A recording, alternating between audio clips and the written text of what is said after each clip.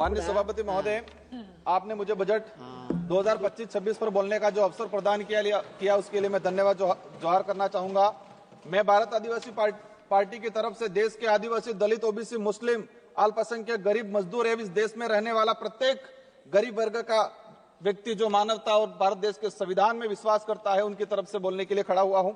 आज देश का पढ़ा लिखा, डिग्रीधारी, शिक्षित, बेरोजगार युवा 200-300 रुपए में दिहाड़ी मजदूरी करने के लिए मजबूर हो रहा है, और जो दूसरी तरफ जो विदेश में जा रहे हैं, जो रोजगार के लिए वो दोबारा पैरों में, हाथों में बेड़ियां लेकर वापस लौट रहे हैं। ये हमारा देश की स्थिति है, पढ़े लिखे विशेषकर बेरोजगारों की। आदिवासी समुदाय ने जितना प्राकृतिक आपदा का कहर नहीं झेला है, उससे ज्यादा हजारों सालों से शोषण, अत्याचार, विस्थापन जैसे मानव निर्मित आपदाओं के कहर से जूझा है। और उसका अगर उस आदिवासी समुदाय को आधुनिकता की लाइन में लाके खड़ा करना है तो विशेषकर एक आर्थिक पैकेज देने की आवश्यकता है, और साथ ही संविधान के अंदर जो प्रावधान है 5वीं अनुसूची और 6ठी अनुसूची का, और विशेषकर पैसा एक्ट को उसको धरातल पे लागू करने की सख्त जरूरत है। सभापति महोदय, देश के अंदर देखा गया है विस्थापन की जो समस्या, भारत देश में विकास के नाम से सबसे ज्यादा अगर कोई विस्थापित हुआ है तो आदिवासी समुदाय विस्थापित हुआ है। एक survey report Indian social institute की एक रिपोर्ट के अनुसार बताया गया है कि वर्ष 2010 से 2025 तक 15 सालों में 15 लाख आदिवासियों को विकास के नाम से विस्थापित किया गया है।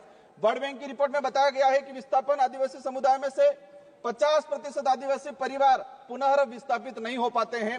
साथ ही भारत देश में एक सर्वे रिपोर्ट में आया है कि जो आदिवासी समुदाय है अपने जीवन काल के दौरान कम से कम 50% आदिवासी एक उम्र के अंदर 2 बार विस्थापित होते हैं। आजाद भारत में उस समाज को प्रताड़ित किया जा रहा है जिसका इतिहास का हर पन्ना खून से रंगा हुआ मिलेगा। क्योंकि आदिवासी जल जंगल जमीन की लड़ाई के लिए, देश की रक्षा के लिए मुगलों से, राजा रजवाड़ों से और अंग्रेजों से लड़ता आया, कभी झुका नहीं, लेकिन आज उनकी हालत बेहद बेहतर है। पिछले 10 सालों में भाजपा सरकार द्वारा धर्म की आड़ में कलम कागज के हथियारों से आदिवासियों के अधिकार, जल जंगल जमीन को हड़प कर आदिवासियों की मानसिक, आर्थिक, बौद्धिक हत्या करने का काम किया गया है। सभापति महोदय, आज बजट में सशक्त भारत बनाने की बात चल रही है। बनना चाहिए, हम भी चाहते हैं, हमारा देश से मजबूत बनना चाहिए, विश्व शक्ति बनना चाहिए, लेकिन स्थिति क्या है? हमारे देश का जो भविष्य कुपोषण की बेड़ियों में जकड़ा हुआ है। NFS 5 की रिपोर्ट बताती है कि आदिवासी बच्चों में 55% आदिवासी कुपोषित, और उसमें भी 42% बच्चे गंभीर एनीमिया से पीड़ित है। और आज देखा गया इस बजट के अंदर कि कुपोषण को दूर करने के लिए कोई बजट का प्रावधान नहीं किया गया है। बेटी बचाओ बेटी पढ़ाओ का नारा लगा रहे हैं, बट हमारे देश की महिलाओं के लिए हम भी चाहते हैं कि मजबूत बने, सशक्त बने, लेकिन हकीकत क्या है? देश के अंदर देखा गया है कि आदिवासी समुदाय में विशेषकर हर तीसरी महिला कुपोषण का शिकार है और हर दूसरी महिला एनीमिया का शिकार है। आदिवासी बच्चों में शिशु मृत्यु दर राष्ट्रीय औसत से 30% अधिक है। 5 वर्षों से कम उम्र के आदिवासी बच्चों की मृत्यु का अनुपात राष्ट्रीय औसत से 61% अधिक है। माननीय सभापति महोदय, बाकी जो जीवन काल के अंदर देखा गया है, कभी माओवादियों के नाम से, कभी नक्सलवादियों के नाम से मारा जाता है। एट्रोसिटी में कई आदिवासियों को मारा गया। NSRC की एक रिपोर्ट बताती है कि वर्ष 2020 से 2025 मात्र 5 साल के अंदर 400 आदिवासी पुलिस मुठभेड़ में मारे गए हैं। आज मणिपुर का हत्याकांड, मणिपुर में देख लो, कई आदिवासियों को मारा गया है। छत्तीसगढ़, झारखंड का आम आदिवासी कभी उधर नक्सलवाद, माओवादी की गोलियों के से कहीं के निशाने पे है, उधर पुलिस की गोलियों पे निशाने है। बीच में आम व्यक्ति जो है वो आज उसके साथ अत्याचार हो रहा है। हर दिन एक न एक व्यक्ति मारा गया है।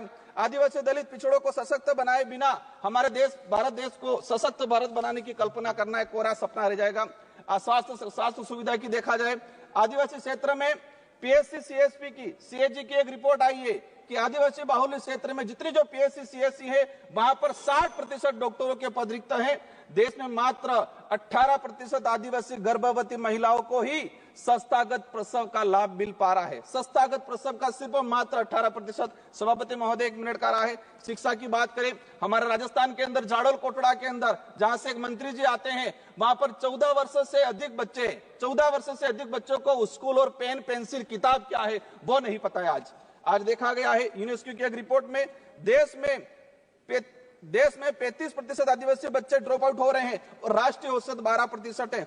8%, मात्र 8% आदिवासी युवा उच्च शिक्षा की पढ़ाई पूर्ण कर पा रहा है। देश के अंदर देखा गया है वर्तमान में कि 85% आदिवासी परिवार की पहली पीढ़ी पढ़ रही है और 20% आदिवासी ऐसा है जिनकी पहली पीढ़ी भी आज पढ़ाई नहीं कर पा रही है। बकाया छात्रवृत्ति 2-2 साल से छात्रवृत्ति नहीं आ रही। हमारे राजस्थान के अंदर केंद्र से बजट रिलीज नहीं हुआ है। राष्ट्रीय विदेश छात्रवृत्ति योजना शुरू की 2013 के अंदर 20 बच्चे जा रहे थे आदिवासी समुदाय के, मैडम 1 मिनट का रहा है, और आज भी 20 बच्चे जा रहे। 2013 में हमारे देश से विदेश में 1,90,000 बच्चे पढ़ने जा रहे थे। आज 2024 के अंदर 13 लाख जा रहे हैं, लेकिन आदिवासियों के लिए वो 20 सीटें हैं, वही 20 सीटें आज तक वो बढ़ाई नहीं गई है। लास्ट में अंतिम में कहना चाहूंगा, नरेगा के अंदर इस बार देखा गया बजट कोई नहीं बढ़ा गया है। नरेगा की मजदूरी 200 रुपए मिल रही है, उसको 600 रुपए तक किया जाए और 100 दिन का जो रोजगार है वो 200 दिन तक किया जाए।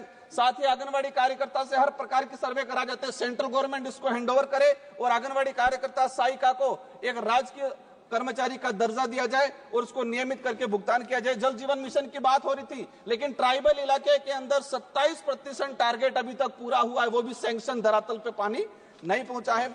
अंत में कहना चाहूंगा, एकलव्य मॉडल की बात चल रही थी। हम चाहेंगे, अभी घोषणा के स्वागत करते हैं इस बात का, लेकिन उसको धरातल पे इंप्लीमेंट बहुत जल्दी होना चाहिए।